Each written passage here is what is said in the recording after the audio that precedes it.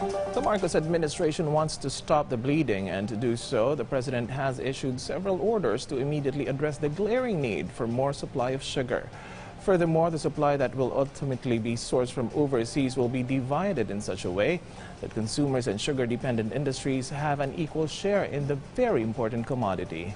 Hazel Partilla has the details. To ensure domestic sugar supply and manage the prices of the commodity, 2 sugar orders were approved by President Ferdinand R Jr., who's also leading the Agriculture Department. According to the latest Sugar Order Number 2, the Sugar Regulatory Administration, or SRA, is now allowing the importation of refined sugar.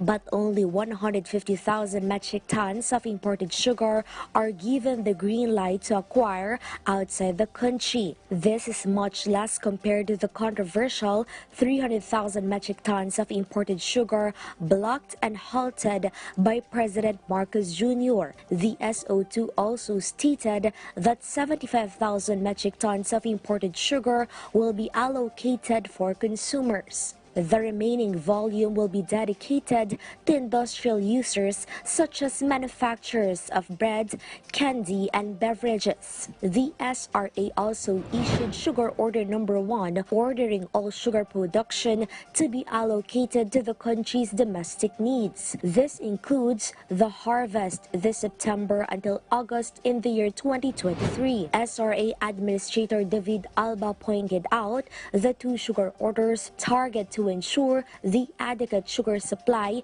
and manage its price in the market, as the agency sees possible sugar crop shortages in 2022 to 2023. The initial estimate was a little bit over 1.8, and the country needs around 2.1 to 2.3. We have a little tightness of supply. So, local lang muna for the production until we see down the line kung how's the production doing. We will keep on monitoring the supply and demand situation. The United Sugar Producers Federation believes the reduced volume of imported sugar is just right to prevent adverse effects on local producers while making the price of sugar affordable.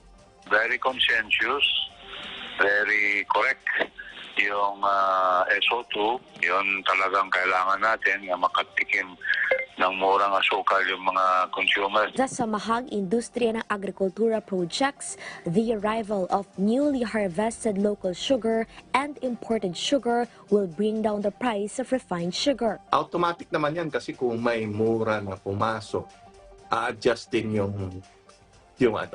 local produce. Ang tingin lang natin, pag dumating ito, baka manormalize yung presyo. Prices of sugar range between 50 to 60 pesos back then. Should the price normalize, this is good news for some consumers. Pag bumababa na yung asukal, makakabayad na kami sa mga bayarin namin. May mga anak rin kaming ginagatas, siyempre nakakabili na rin kami kung anong makailangan nila. More affordable imported sugar will also help food and beverage manufacturers reduce their production cost. The Philippine Confectionery Biscuits and Snacks Association emphasizes, but the group fears appreciate din natin yung efforts ng Malacanang, ng SRA, na paano to soften the prices. Is it really enough for everybody? Maybe not to bring it back to the prices before. SRA will closely monitor the price of sugar and make the supply of sugar accessible to the market. Hazel Partilla for The Nation.